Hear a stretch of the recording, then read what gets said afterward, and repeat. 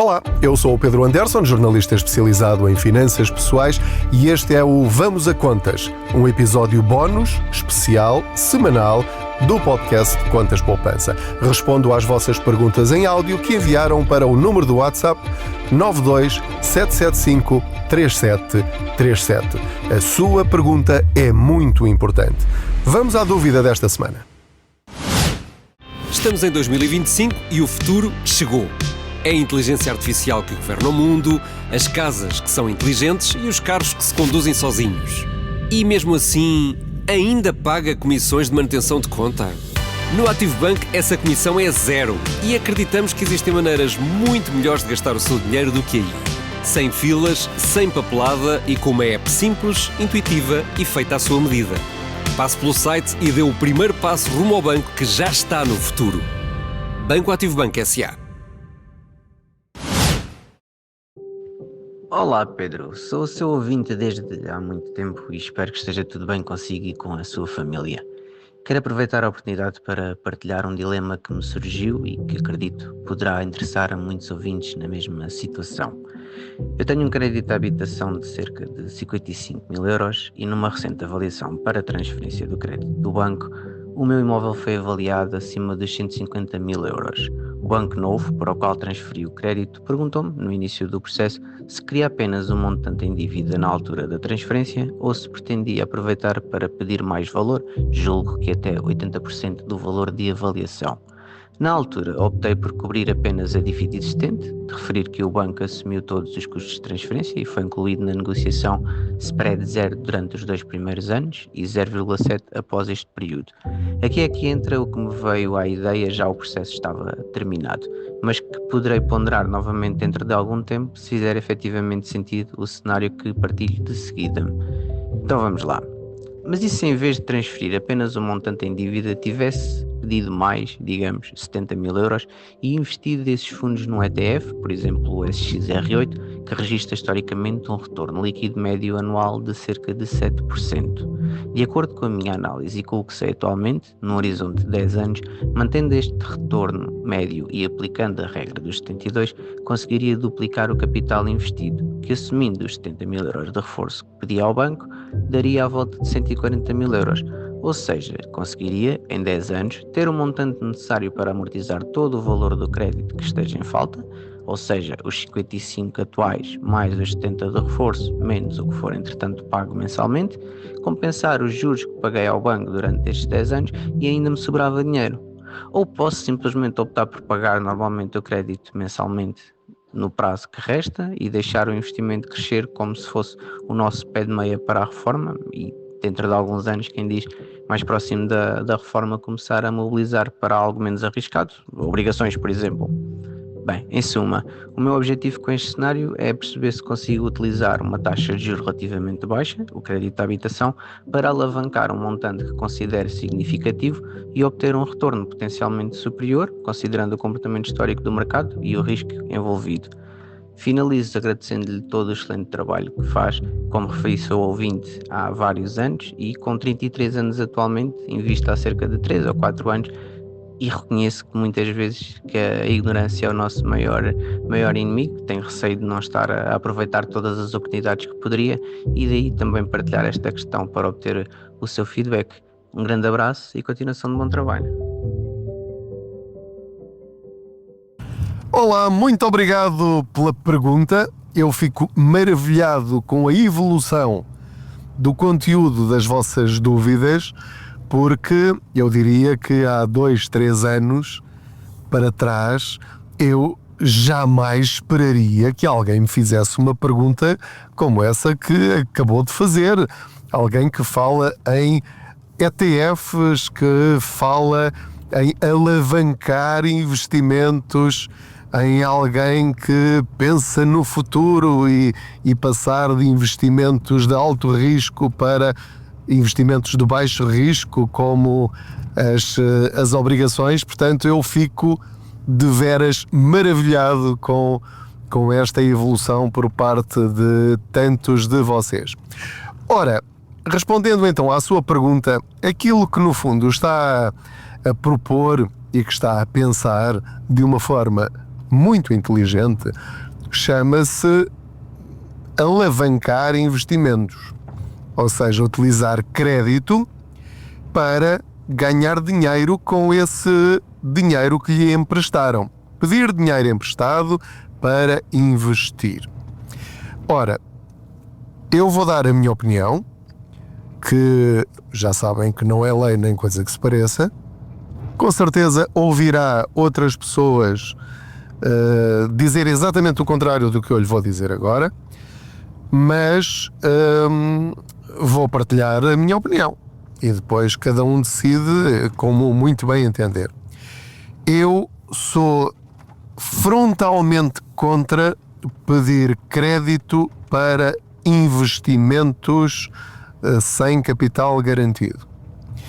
Há aqui uma exceção, que é pedir créditos para investir em imobiliário. Isso é diferente, mas também exige outros conhecimentos. Quero partilhar convosco que a única vez que eu perdi dinheiro a sério foi por ter utilizado essa tal alavancagem para investir. Ou seja, eu, na ânsia de ganhar mais dinheiro, como que pedi emprestado para poder multiplicar o investimento. Houve uma queda muito grande e eu acabei por perder rigorosamente tudo o que investi naquela ferramenta. Neste caso específico, para não deixar aqui nenhuma dúvida, foram em CFDs. Portanto, nunca mais investi em CFD e aconselho vivamente que qualquer pessoa com pouca experiência se meta nesse tipo de ferramenta financeira.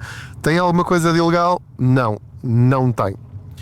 Mas exige conhecimentos aprofundados e dinheiro que possa perder sem lhe tirar o sono. Neste caso, o ouvinte não estava a falar de CFD, mas estava a falar, no fundo, em pedir crédito, pagando juros e, eventualmente, até associados à Euribor, portanto, a um indexante móvel que sobe e que desce e que, portanto, não controla.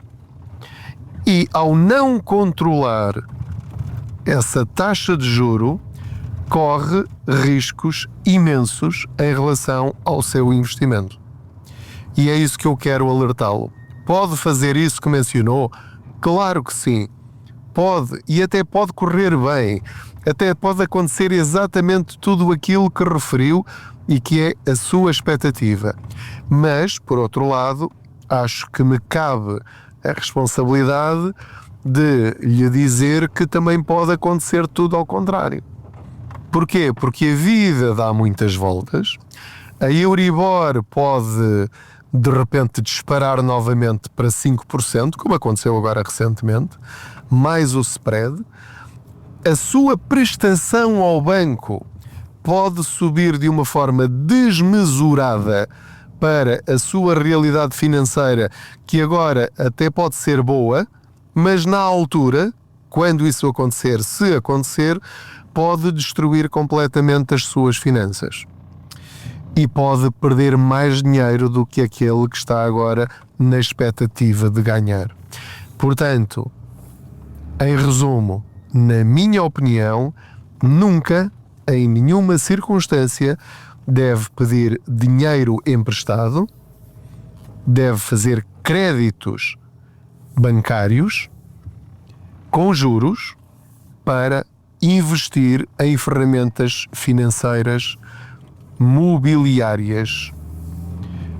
Já disse e repito, pedir crédito para comprar uma segunda casa, para arrendar, para vender a seguir, para remodelar e vender, para pôr a render como Airbnb ou alojamento local. Isso já são outros 500. Agora, para investir na bolsa, meus amigos, eu não o faço e não aconselho a fazer. porque são demasiadas variáveis e variáveis demasiado repentinas para achar que controla a situação. E agora pode estar tudo a correr bem e na altura pode tudo correr mal. Nós não sabemos.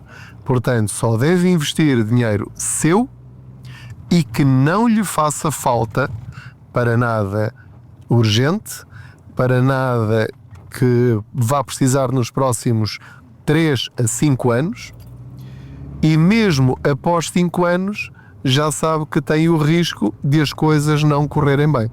Portanto, é só o mesmo dinheiro que esteja disposto a investir e só depois de ter o seu fundo de emergência completo para poder respirar fundo e sem stress se acontecer de facto alguma emergência na sua vida, para não ter de ir buscar esse valor que tem investido e que na altura pode estar a desvalorizar.